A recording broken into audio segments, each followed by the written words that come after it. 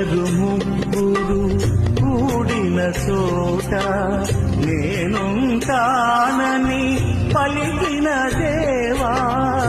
ఇద్దరు ముగ్గురు కూడిన చోట నేనుంటానని పలికిన దేవా.